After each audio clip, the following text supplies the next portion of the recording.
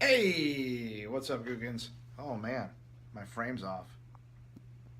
Working on the fly inside the business. We're at an angle that wasn't working for me. Uh, Good morning.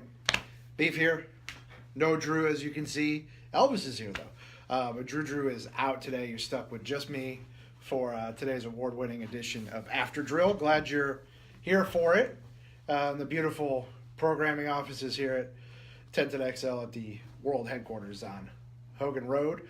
Uh, Doug Marone just met the media. Jaguars getting ready to hit the road to travel up to Minnesota to start those joint practices in the next couple days. Of course, as you all know by now, we'll be without Jalen Ramsey and without Dante Fowler for these practices, as both players have been suspended for what reports are saying is the next week of activities. So that will include these joint practices up in Minneapolis, as well as the preseason game coming up Saturday afternoon against the Vikings. Hi, Casey. Of course, we always appreciate you guys watching After Drill.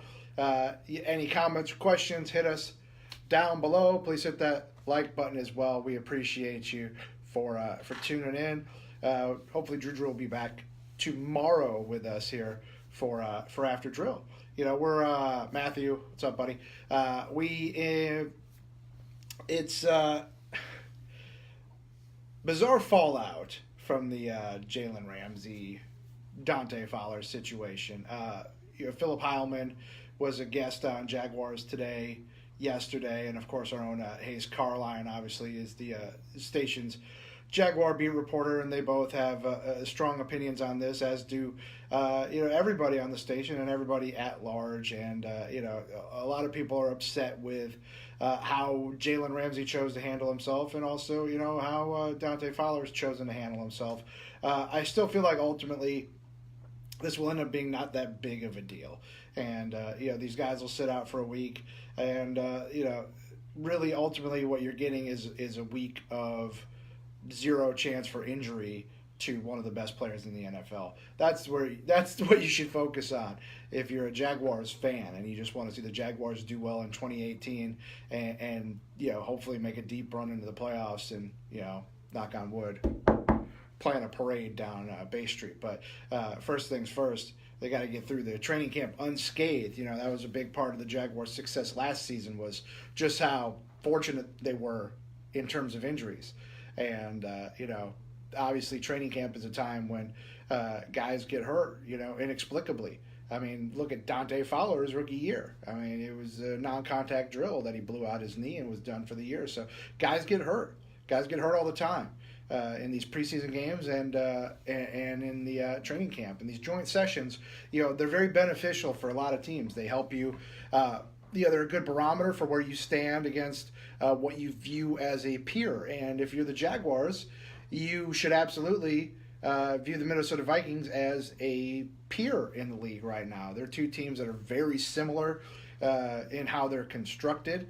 They're both teams with absolute world-class defenses and solid running games and pretty steady Eddie quarterback play. Now, I don't think anybody's going to argue if you say that Kirk Cousins is just a little bit better than Blake Bortles, but Blake has been very, very consistent throughout training camp and even in the first drive of the preseason game against New Orleans, was super efficient, drove the Jags right down the field for a touchdown score. So they're very similarly constructed teams, and these joint practices, it's always good to see how you stack up against an uncommon opponent. You train against your own guys so much in camp and in practices, and you face off against guys from your own team, that getting to measure yourself against other guys who are going just as hard is important. But part of that too is frustrations boil over. You just saw it in camp with the Jets and Redskins.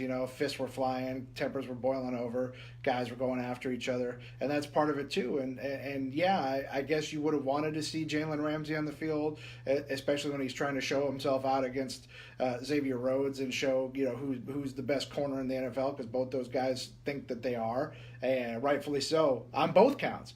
They both have every right to think that they're the best guy in the league because they're both absolutely tremendous corners, and both have a legitimate claim to that title. But more importantly, than anything, especially with a guy like Jalen Ramsey, is getting through the preseason unscathed, getting through the preseason unharmed, and getting into the regular season clean and free of injuries. And if getting suspended for a week is a way to get there, then hey, so be it. It's not the best way to get there, but I'm not going to be upset about Jalen Ramsey getting a week off from what ultimately, in the grand scheme of things, are relatively meaningless practices in preseason games for a guy of his stature. He doesn't have anything to prove.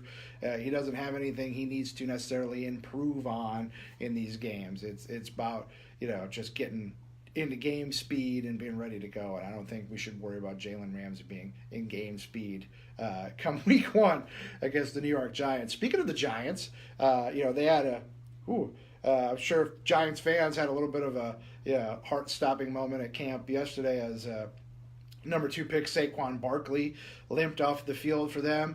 Of course, this is just days after Darius Geis, the LSU running back now with the Redskins, found out that his season is over after tearing an ACL in their preseason opener against I think that was Saturday night. The Redskins had their preseason opener, and Geis, the injury at the time in the game didn't look that bad, but obviously these knee injuries can be very deceptive. And what looked like it was probably not that it wasn't a significant injury, but looked like it wouldn't be anything that would cause him to miss a substantial amount of time. Turns out to be a season ender. Matthew asked, "Do you think the Jags will start shopping Fowler soon?" I don't.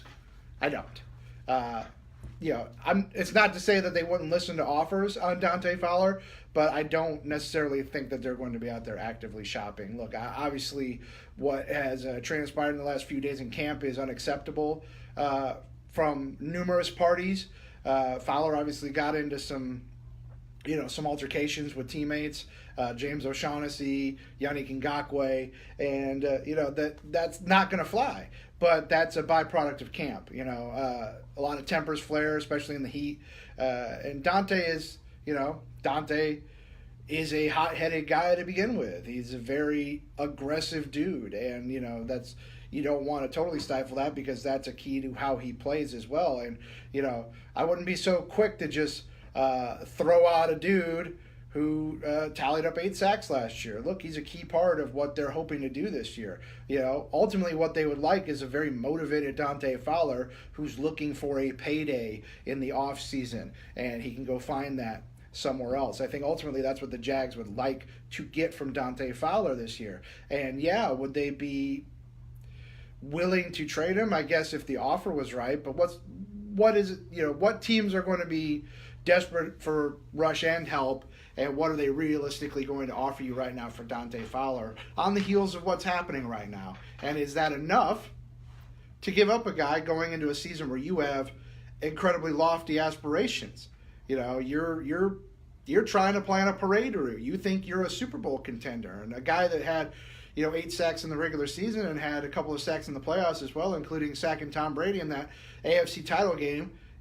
Granted, he's not a first-line defensive starter for your team, but he's definitely a key contributor, and he's a guy you're counting on to make plays in 2018. So that's not a guy you just want to sell off for 10 cents on the dollar because he's a headache.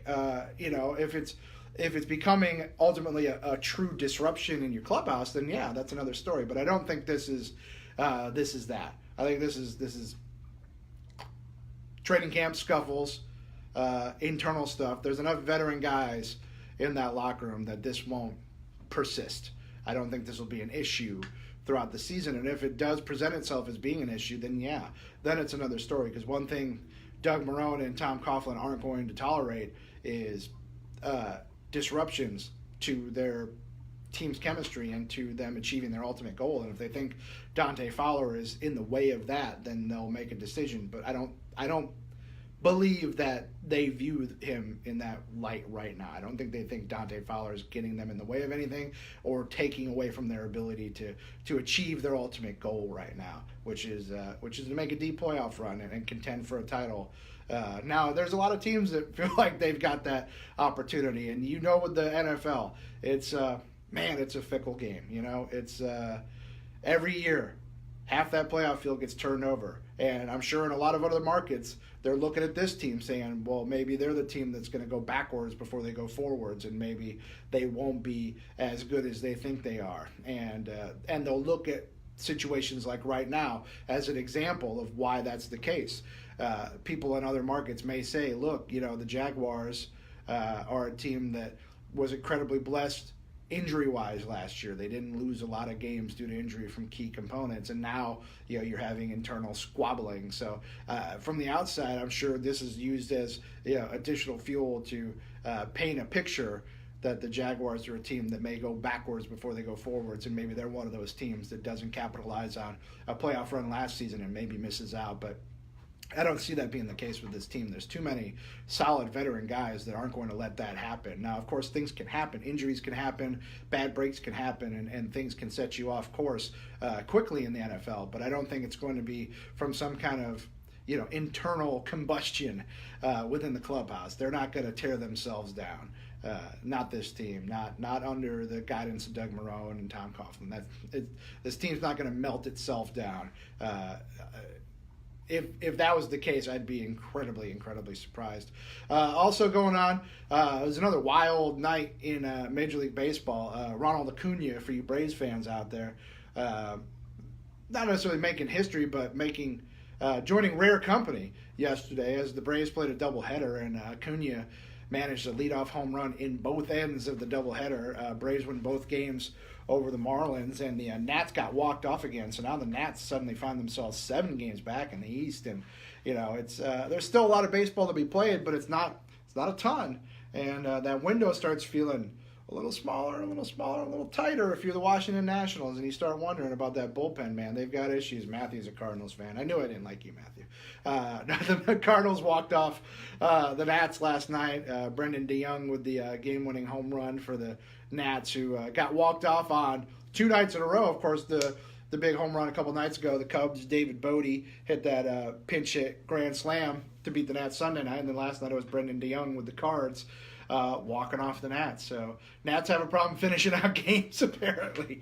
It's an issue if you're a Nats fan. If I was a Nats fan, I'd start getting awfully nervous, man, because 7 games is a lot to chew up, and you don't want to be one of those teams saddling up that 1-game wild card. I mean, it's better than nothing, but you don't want to be in that wild card game. It certainly wouldn't be. Matt Carpenter, you're right, Matthew. Matt Carpenter is on another level right now. He's playing out of his mind. It's unbelievable to watch. I try not to watch very much of it because I hate your team so much, but you have to give respect where it is due, and Matt Carpenter is having himself a monster stretch right now. Of course, the college football season right around the corner. We were happy to be joined today by Edward Waters head coach Greg Ruffin in studio. He came by.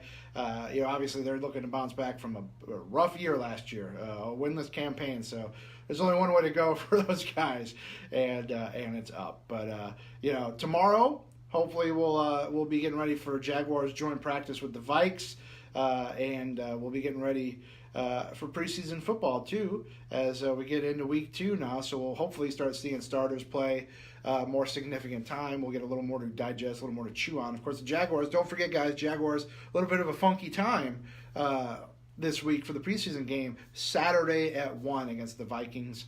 Of course, if you're listening on the radio, pregame coverage starts at 10 a.m. here on 1010XL and 92.5 FM. So we'll step aside. We'll be back tomorrow. Hopefully Drew will be in tow. I kind of missed the little guy, and with his Walter Hagen golf shirts. So hopefully Drew will be here tomorrow, and Al will definitely be here, and hopefully you will be too for another edition of After Drill. We love you, Googans. Bye.